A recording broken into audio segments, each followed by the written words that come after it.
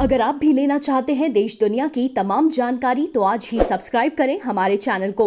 साथ ही नीचे दिए बेल आइकन को जरूर दबाएं ताकि हर अपडेट आप तक पहुंच सके।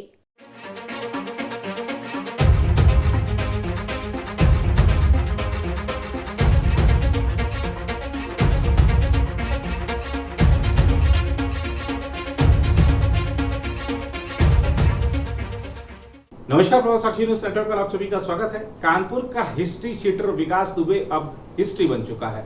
शुक्रवार सुबह उसका एनकाउंटर कर दिया गया।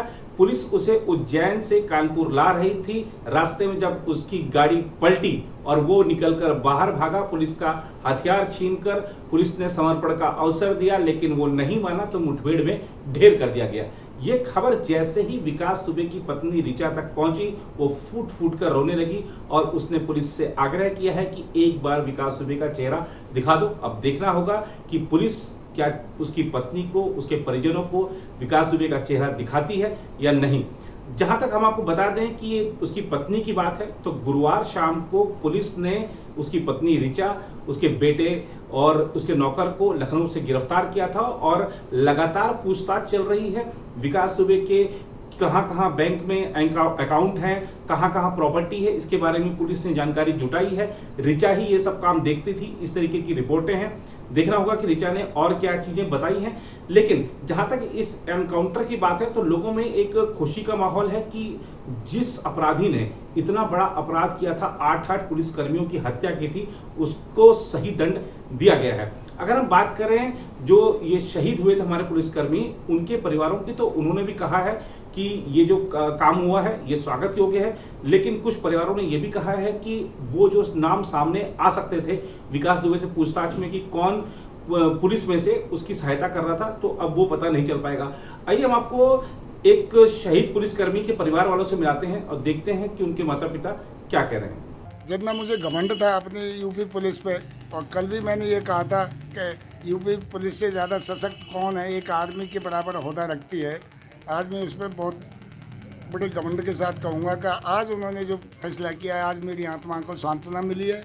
और मैं बहुत अपने प्रशासन को, यूपी प्रशासन को, योगी सरकार को, सबको धन्यवाद अदा करूँगा बस। और इससे ज़्यादा कुछ मेरे पास में ये शब्द नहीं है। मैं आज बहुत खुश हूँ। आज 2 कप चाय मैंने अपनी बीवी के साथ बैठ के पी है। एक बीवी को पिलाई, एक अपने आप को पिलाई। बहुत अच्छा हुआ है। जिसने मारे थे वो मर गया, अब हमें इससे आगे कुछ नहीं कहना। हमारे बेटे गए, हमें पता है, अब हम कुछ नहीं कहेंगे। ठीक है, जो मर गया उसे तो मरना ही था। बस इससे आगे हमें कुछ नहीं कहना है। हम यही चाहते थे, वो हो गया। बढ़िया काम किया है सरकार ने, हमें बहुत विश्वास है। बहुत अच्छा काम किया। उधर फॉरेंसिक एक्सपर्ट घटनास्थल पर पहुंच गए हैं और पलटी हुई गाड़ी तथा मुठभेड़ स्थल का मुआयना किया जा रहा है। यूपी एसटीएफ को विकास दुबे का एक काला बैग भी मिला है जो अपने अंदर कई गहरे राज छिपाए हुए है। दरअसल ये काला बैग एमपी पुलिस ने उज्जैन के महाकाल मंदिर से विकास दुबे की गिरफ्तारी के दौरान बरामद किया था। पता चला है कि कानपुर कांड से लेकर उज्जैन में गिरफ्तार होने तक ये काला बैग विकास के पास रहा था। उधर इस मुठभेड़ पर सवाल भी उठ रहे हैं कि आखिर क्यों शुक्रवार सुबह मीडिया की गाड़ियों को एनकाउंटर वाली जगह से पहले रोक दिया गया था। गौरतलब है कि मीडिया की गाड़ियों को रोकने के बाद पुलिस का काफिला आगे बढ़ा और थोड़ी ही दूर पर एक्सीडेंट हुआ और फिर एनकाउंटर हो गया। बताया जा रहा है कि यह सब कुछ मात्र 15 मिनट के अंदर हुआ। रात भर से मीडिया की जो गाड़ियां यूपी पुलिस के वाहनों के पीछे चल रही थीं, उन्हें अचानक लगे सड़क जाम के कारण पिछड़ना पड़ गया। पत्रकारों का आरोप है कि अचानक कानपुर पुलिस ने भारी फोर्स के साथ सड़क जाम कर दी और सभी गाड़ियों की तलाशी ली जाने लगी, जिससे यूपी पुलिस की गाड़ियां एकदम से आगे निकल गईं। बहरहाल विकास दुबे के एनकाउंटर पर राजनीति भी तेज है। हर राजनीतिक दल अपनी अपनी तरह से प्रतिक्रिया व्यक्त कर रहा है, लेकिन जहां तक बात उसको मिले दंड की है तो उस पर कोई सवाल नहीं उठा रहा है, क्योंकि वो इसी दंड का भागीदार था।